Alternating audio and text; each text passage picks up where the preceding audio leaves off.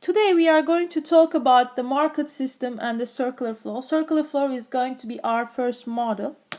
But before starting, I want to give you a brief introduction. Let's say you are at a mall and suppose you are assigned to compile a list of all individual goods and services there, including different brands and variations of each type of product.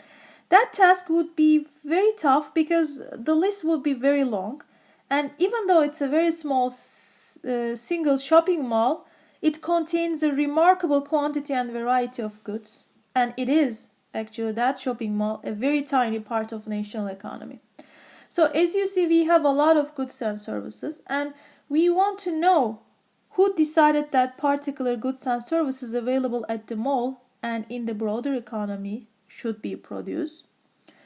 How did the producers determine which technology and types of resources to use in producing this particular goods? Who will obtain these products and what accounts for the new and improved products among these goods? So this chapter will answer these questions and the related questions. First, let's start with economics. So every society needs to develop an economic system. It's actually economic system is a set of institutional arrangements and coordinating mechanism. We need an economic system because, as you remember, we have the problem and we respond to the economizing the problem. And economic systems differ as who owns the factors of production. As you know, what are factors of production? Land, capital, and labor, and who owns the factors of production. And second, the method used to motivate, coordinate, and direct economic activity. Based on this, we can classify economic systems into three broader categories. The first one is the laissez-faire capitalism, in which government intervention is at a very minimum and markets and prices are allowed to direct nearly all economic activity. At the other extreme, like command system, in which government have total control over all economic activity. And the third one is the mixture of these two, mixed economies or market systems. Let's start with the laissez-faire capitalism, or you may call it as pure capitalism. Here in this capitalism, the government's role would be limited to protecting private property from theft and aggression and establishing a legal environment in which contracts would be enforced and people could interact in markets to buy and sell goods, services, and resources. Okay, so in this system, government has the minimal role, just protecting the legal environment so that you can get into legal contracts and these legal contracts are binding. But I want you to remind you that no society has ever employed a laissez-faire system. It's on one extreme side having the minimum government, but no society has laissez-faire system. In fact, no government has ever limited its economic actions to the short list of functions that would be allowed under laissez-faire capitalism. Instead, every government known to history has undertaken a wider range of economic activities, many of which are widely popular and which include industrial safety regulations, various taxes and subsidies, government collects tax and provides subsidies, occupational licensing requirements, and income redistribution. The second system is the polar opposite of laissez-faire capitalism, command system, in which government owns most property resources and economic decision making is set by a central economic plan created and enforced by the government.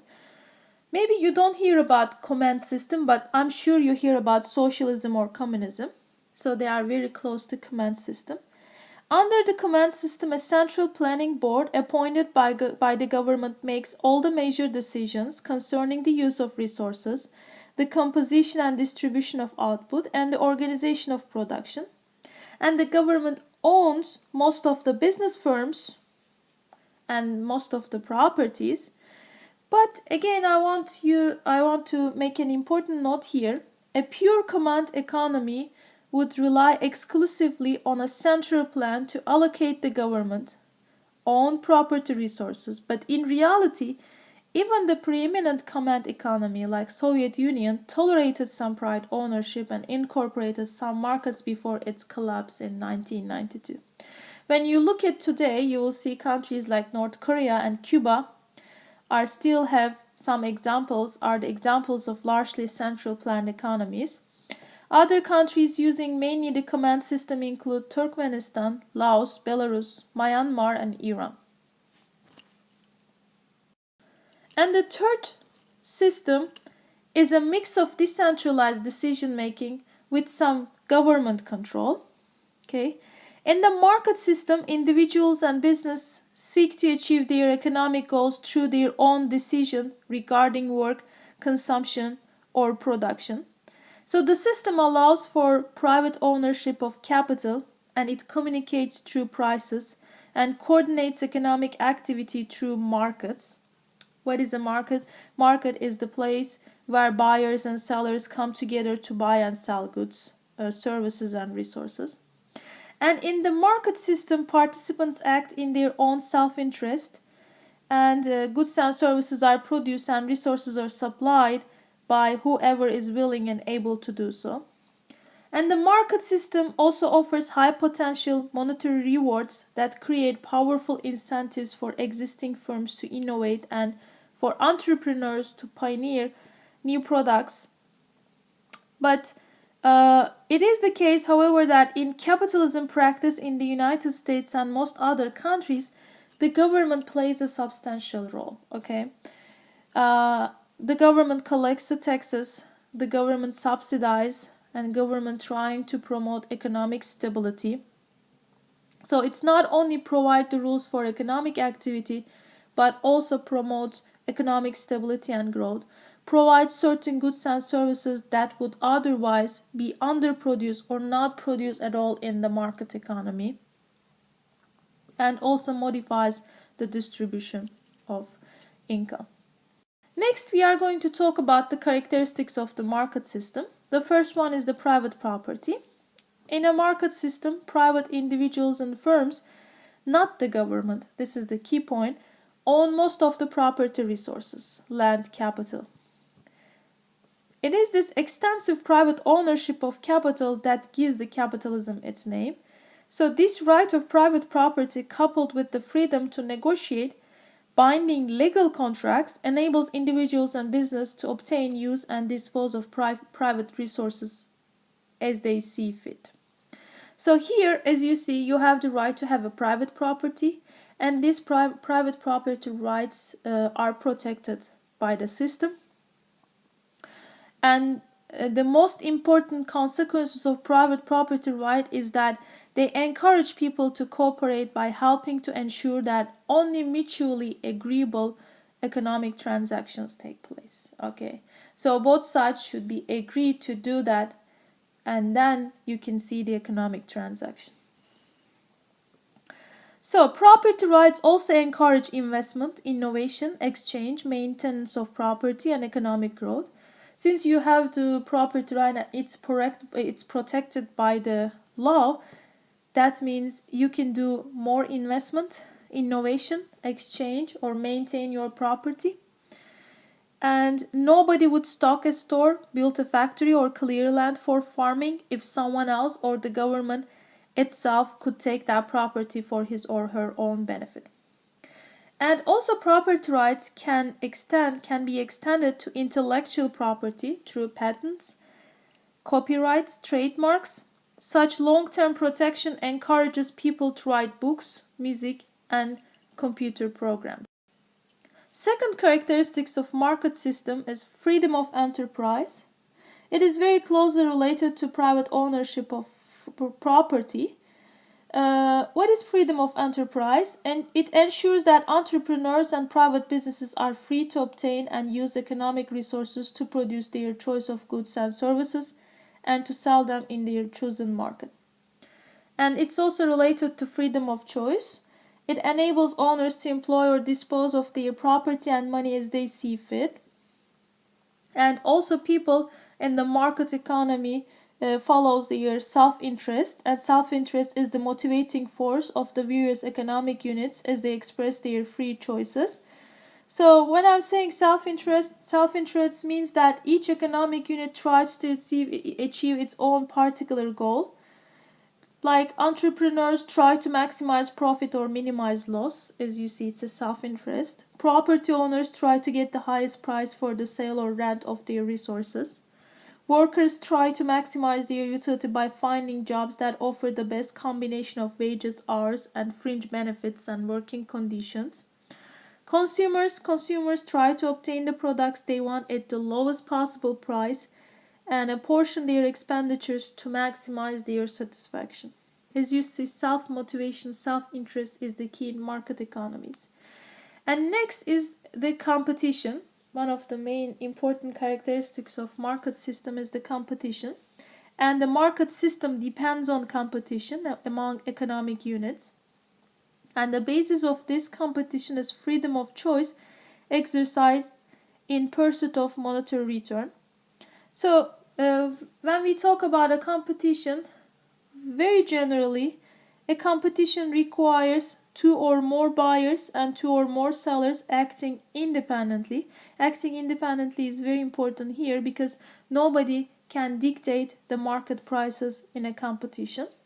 And the second important point is freedom of sellers and buyers to enter or leave markets on the basis of their economic self-interest.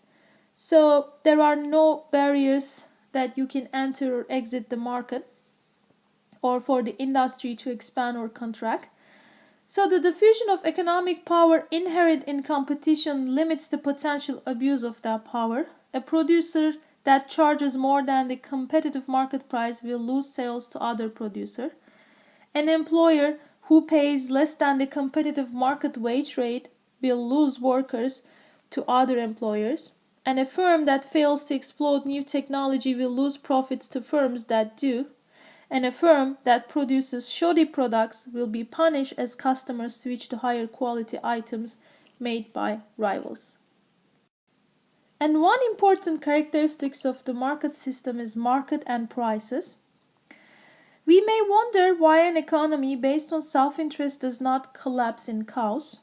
If consumers want, for instance, breakfast cereal, but businesses choose to produce running shoes, you'll realize that there's going to be a problem because this production would seem to be deadlocked by the apparent inconsistencies of free choices. In reality, the millions of decisions made by households and businesses are highly coordinated with one another by markets and prices. How this works? Let me give an example. In this example, customers want to get breakfast cereal. So since the business firms are not producing breakfast cereal, the price of the breakfast cereals that are existed in the market will increase. So the price increase will give a signal to the producers, and those who respond to market signals and heed market dictates are rewarded with greater profit than income. And those maybe who don't respond to those signals and choose to ignore market dictates and continue to produce running shoes are penalized. So as you see through this mechanism, prices are the important instruments in the market economy that coordinates the economic activities.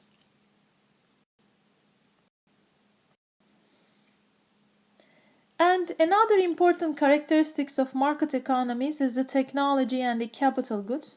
In the market system, competition, freedom of choice, self-interest, and personal reward provide the opportunity and motivation for technological advance.